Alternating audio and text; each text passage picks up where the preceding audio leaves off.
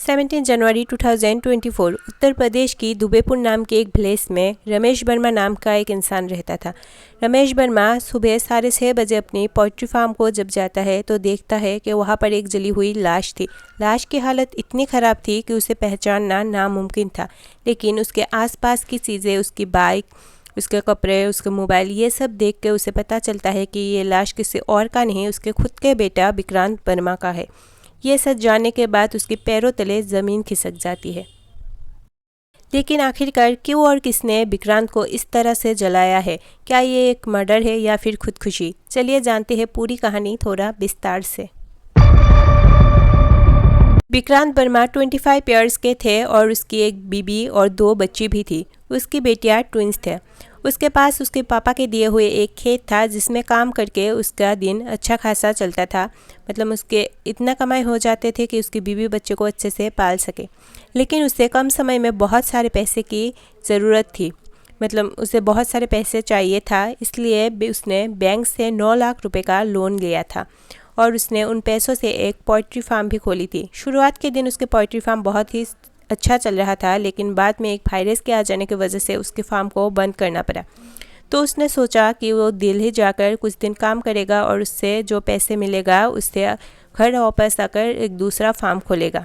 और उसने ऐसा किया भी। वो दिल्ली चला गया, लेकिन कुछ दिनों बाद वो वापस आ गया और वापस आने के बाद वो बहुत ही उदास रहने लगा, बहुत ही परेशान रहने लगा।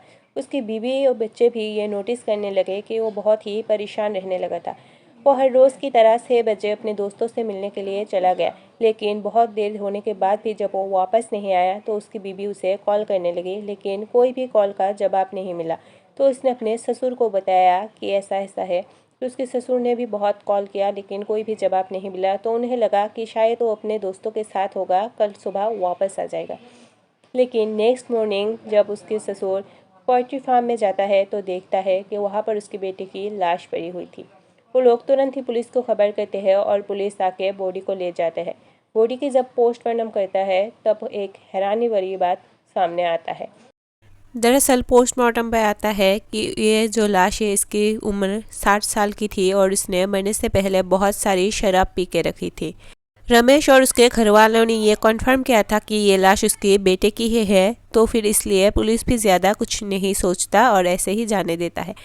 लेकिन रमेश को धीरे धीरे ये एहसास होने लगता है कि शायद कुछ गड़बड़ है, शायद उसके बेटे की खुदकुशी नहीं मर्डर हुआ है। तो ये बात लेकर वो पुलिस के पास भी पहुंचता है, क्योंकि उसके बेटा इतना शराब नहीं पीता था, तो शायद उसकी मर्डर हुआ है, ना कि खुदकुशी की है उसने। पहले तो पुलिस इस बात पे ज़्यादा ध्यान नहीं देता है, लेकिन कुछ दिन बाद पुलिस एक नोटिस जारी कर देता है कि जो भी इंसान इस केस के बारे में कुछ भी बताएगा उसे इनाम मिलेगा। तो एक इंसान पुलिस के पास आता है और कहता है कि वो एक इंसान को हर रोज़ विक्रांत से बात करते हुए देखता है। तो पुलिस जब उस इंसान के पास जाता है और उससे कॉल रिकॉर्ड लेकर उस नंबर की खोजबीन करता है, तो उन्हें पता चलता है कि ये नंबर पानीपत के रहने वाले किसी विकी कुमार के हैं। तब पुलिस तुरंत ही विकी से मिलने के लिए पहुंचते हैं, तो उन्हें पता चलता है कि विकी और कोई नहीं, विक्रांत वर्मा ही था। तब खुलते हैं इस कहानी के असली पत्ते। दरअसल विकी कभी मरा ही नहीं था। उसे अपनी बीवी से छुटकारा चाहिए था और ये जो 9 लाख की लोन लेके रखा था उससे भी छुटकारा चाहिए था। और हमेशा से ही किसी दूसरी लड़की को पसंद करता था और उसके साथ ही रहना चाहता था। जब रमेश दिल्ली गया और वहाँ पर काम करना शुरू किया, तब वहाँ पर शक्तिमान और अनुज नाम के 2 इंसान से उसकी दोस्ती हुई और बातों ही बातों में उसने अपनी परेशानी अपनी दोस्तों को बता दिया। तो उन्होंने उसे कुछ ऐसा सलाह दिया। विक्रांत जब घर को वापस आता है तो वो जानबूझकर उदास रहने की नाटक करता है ताकि सबको लगे कि वो बहुत ही परेशान है। बाद में वो अपने दोस्तों के साथ शराब के अड्डे में जाते हैं और ऐसा इंसान ढूंढता है जो शराब के नशे में बिल्कुल ही बेहोश था, और उन्हें जल्द ही ऐसा इंसान मिल भी जाता है और वो उसे अपना कपड़ा पहना कर, अपनी चीज़ें देकर अपने खेत में लाता है और उस पर आग लगा देता है। मतलब जिंदा ही उस पर आग लगा देता है और ऐसे दिखाता है कि वो इंसान खुद विक्रांत है।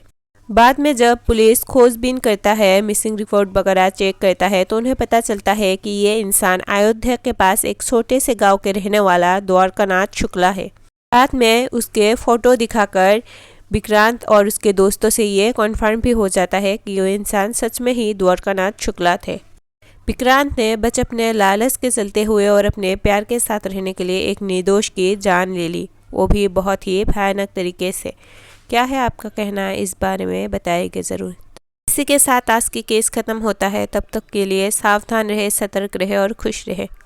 गाइस प्लीज़ आप लोग अगर मेरी वीडियो देखते हैं तो मेक श्योर कि आप सब्सक्राइब भी करें, क्योंकि आपकी एक सब्सक्राइब के बदले मुझे मेरी माँ से 10 रुपया मिलती है और उन सब पैसों को इकट्ठा करके मैं एक अच्छी माइक लेने वाली हूँ ताकि आपको अच्छी क्वालिटी की वीडियो दे सकूँ।